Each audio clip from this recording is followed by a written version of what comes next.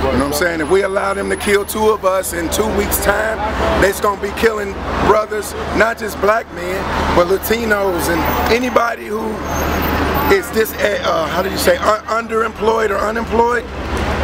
It's a target on our backs. And so if we don't continue, you know, to say something or stand together, it's a wrap. There's gonna be none of us are left. None of us are gonna be left. We're gonna be extinct. You'll be reading about the used to be black man or used to be Latino man. Are you from St. Louis originally? Yeah. So how do you feel about all the attention that the community is getting, like all the people that are coming out from all different places in the United States? I got mixed feelings about it.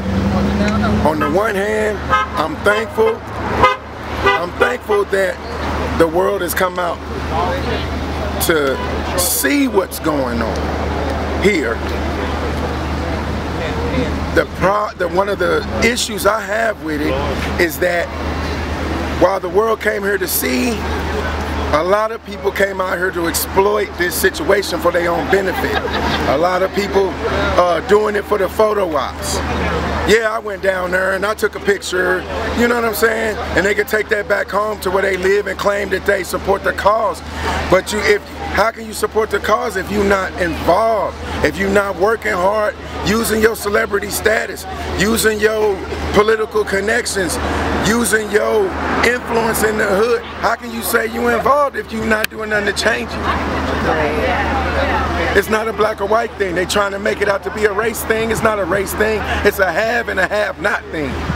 And the people who have don't care about the people who have not. They feel like we should get out here and do something and you know their usual argument, I pulled myself up from my bootstraps, blah, blah, blah. They need to get off their lazy ass and get off of welfare and do something. Well, oftentimes we try, but we get held back. Not only are we held back by the class, and sometimes by choices that we might have made earlier in life holds us back. We already got enough strikes against us. Why would the police then come and try to hold us back at the same time? Right. That's too much unfairness. That's not fair. Can you talk about how you think the police can be held more accountable, or can they even be held more accountable given the I think that the badge cameras is a good idea, as long as they can't turn them off. You know what I'm saying?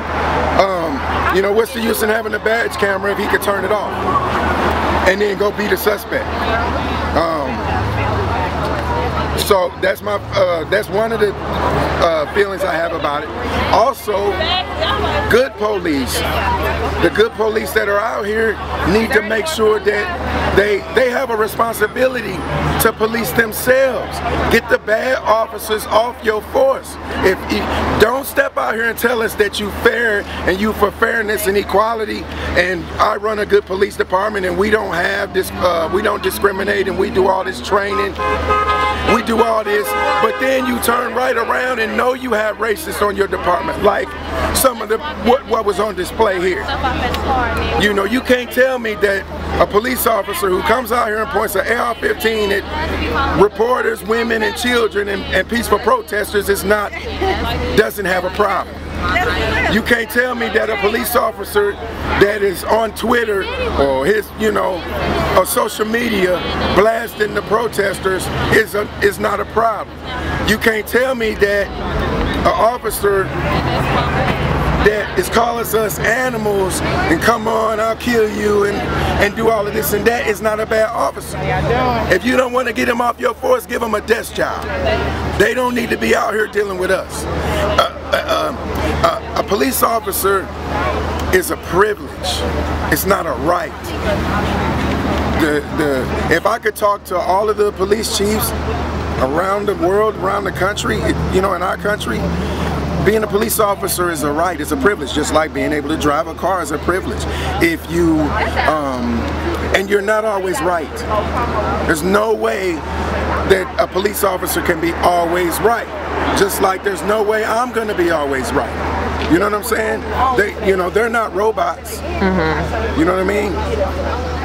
So if you got a bad officer on your force and you stand next to him and you watch him beat a suspect and you do nothing about it, you don't report him, you know, because you're worried about him having your back in the streets or whatever, then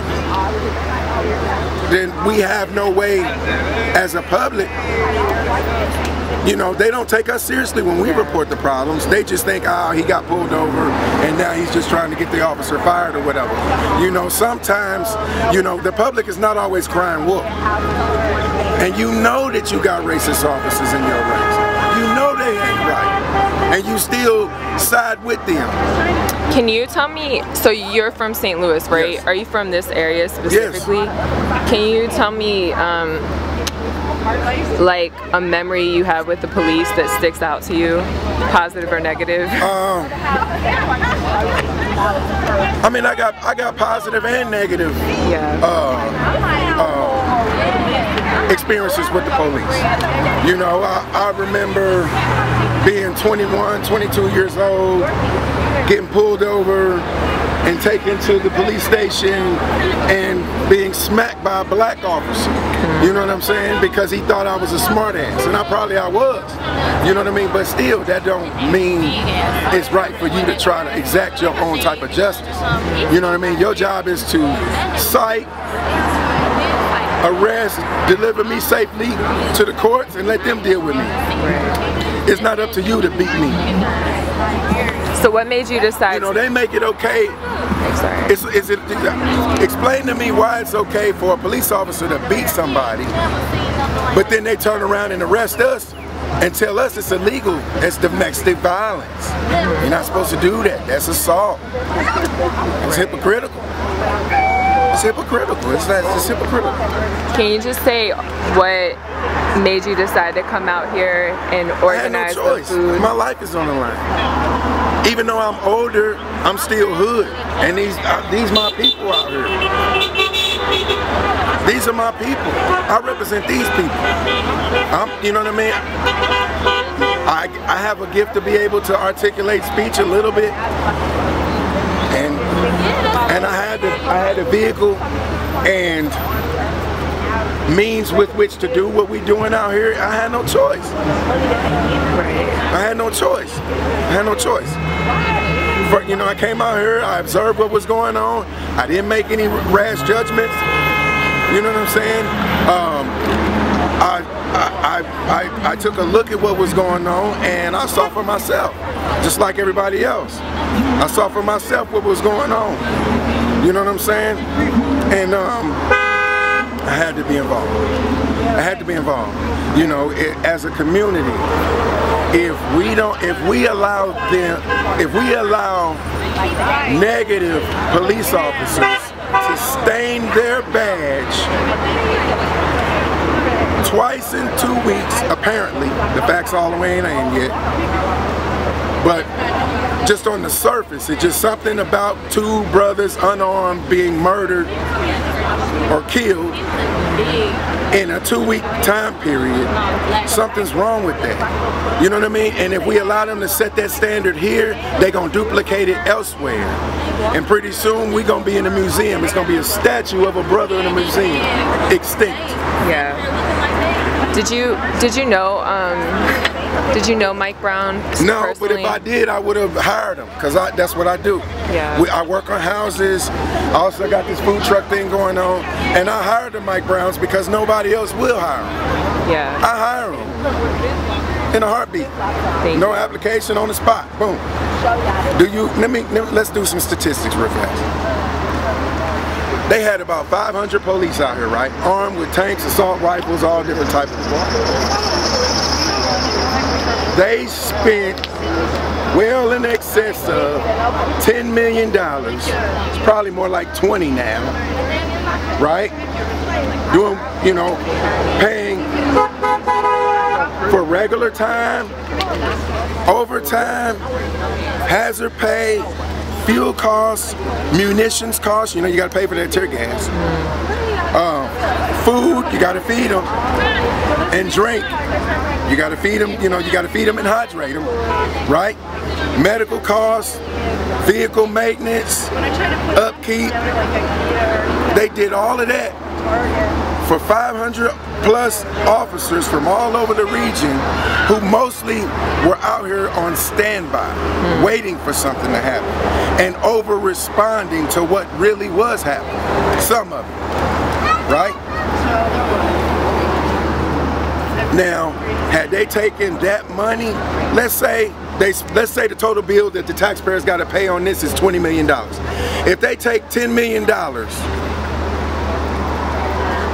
and invest it in the derelict neighborhoods in these cities, mowing grass, tearing down vacant buildings, dilapidated properties, renovating properties that, you know, so people can move in them, so we can reduce homelessness, right?